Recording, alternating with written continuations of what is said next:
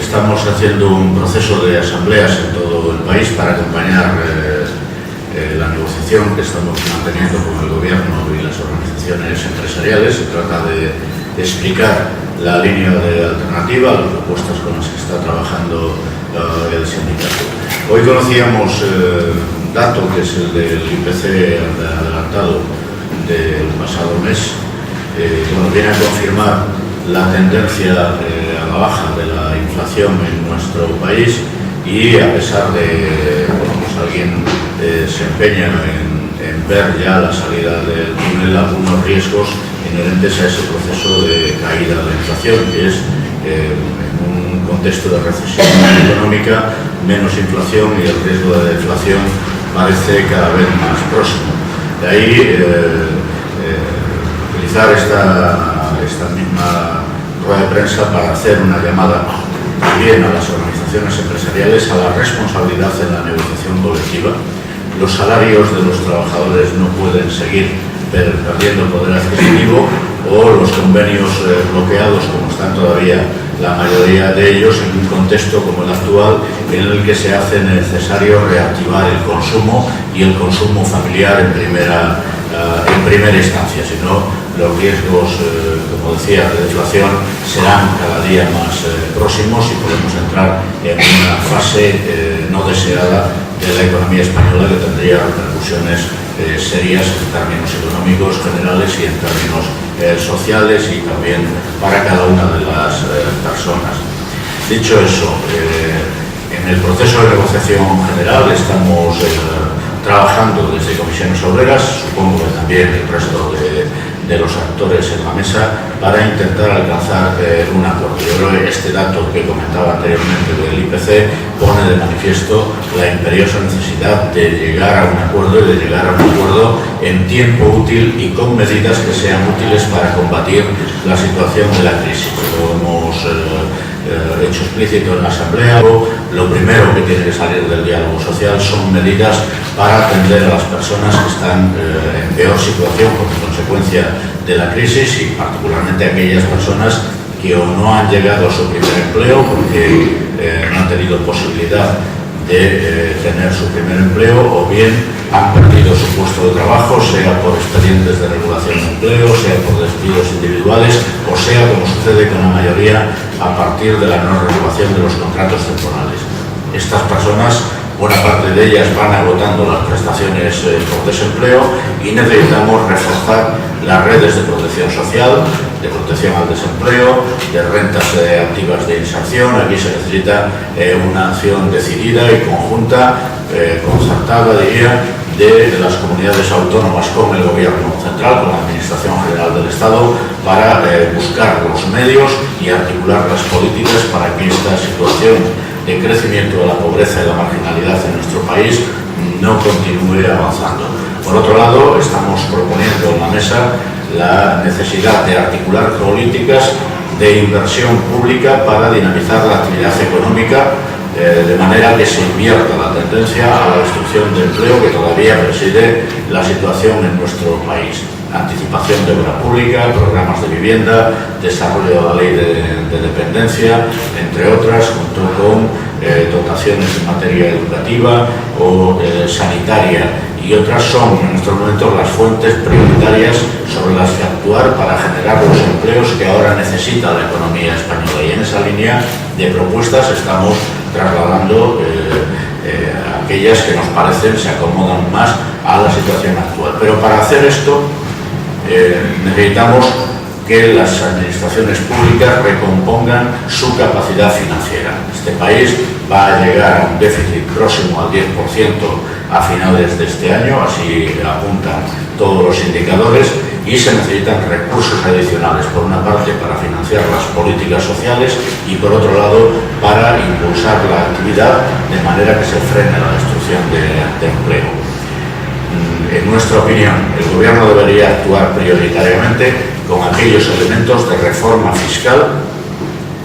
por ejemplo, a partir de hacer reversibles algunas decisiones que se tomaron con mucha alegría cuando había superado la deducción fiscal de 400 euros o el cheque bebé de 2.500, entre otras cosas porque creemos que es mucho más útil canalizar esos recursos, por ejemplo, a la dotación de infraestructuras para la escolarización infantil de 0 a 3 años, que es mucho más importante lograr ese objetivo que, aunque a la gente le venga bien en una primera instancia, darle una ayuda económica que inevitablemente termina sus efectos en un espacio corto de tiempo. Necesitamos políticas más estables y en esa dirección nos parece que además el Gobierno debería impulsar algún elemento nuevo de reforma fiscal, de forma que subiendo el tipo marginal del IRPF o gravando las grandes fortunas, pudiera dotar, como decía, a las administraciones públicas de recursos absolutamente imprescindibles para hacer las políticas necesarias que frenen la destrucción del tejido económico y de empleo en nuestro país. Hemos conocido hace unos días el Real Decreto, el proyecto de Real Decreto que ha aprobado el Gobierno en el último Consejo de Ministros de creación del Fondo para la Reestructuración del sector financiero. Esto, que formaba parte de las conversaciones que hemos venido manteniendo con el Gobierno, finalmente el Gobierno ha decidido derivarlo a una decisión unilateral de la que nos ha dado cuenta, pero en la que efectivamente no hemos tenido una participación activa en el tramo final. Creo que el Gobierno ha preferido negociar con las entidades financieras, aún sabiendo que la creación del fondo y el proceso de reestructuración del sistema financiero español tiene efectos no solo para el sistema de bancos y cajas, sino para el conjunto de la sociedad. Es decir, no obstante, que Comisiones Obreras ve con buenos ojos el inicio del proceso de reestructuración que dote de racionalidad al sistema financiero, pero hubiera sido deseable que las formas se llevasen de otra manera, tal y como había comprometido, por otro lado, el presidente del Gobierno en una reunión que mantuvimos las organizaciones empresariales y sindicales con él en Moncloa. Pero bueno, ha optado por esta otra vía. Decir que nosotros, estando de acuerdo con la necesidad de proceder a una reestructuración del sistema financiero, nos parece que hay un riesgo de iniciar una vía de privatización del sistema de cajas que no compartiríamos. Las cuotas participativas con derechos políticos, a pesar de las garantías que verdaderamente ha establecido el Gobierno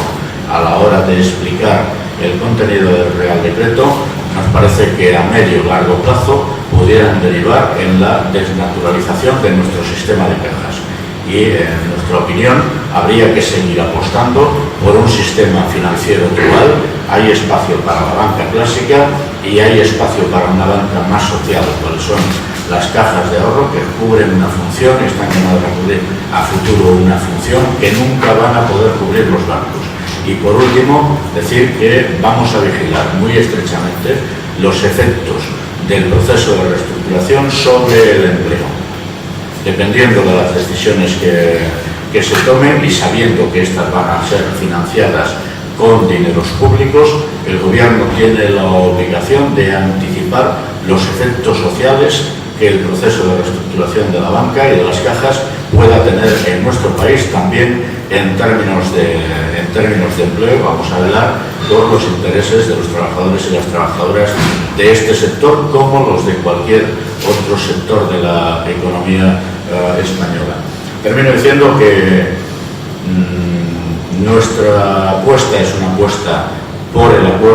acuerdo a partir del diálogo. Además de los temas de la coyuntura, hay otros temas que habría que abordar de forma ineludible, en términos de, por ejemplo, de pacto por la educación, o de pacto energético, o de pacto por la protección social en nuestro país, en particular por dotar de más solidez a nuestro sistema público de pensiones. Y en esa línea estamos trabajando. Esto es lo que hemos explicado en la asamblea de hoy, y espero que sean alternativas del estilo de las que hemos puesto encima de la mesa, al final las que vean la luz en forma de acuerdo, porque creo que son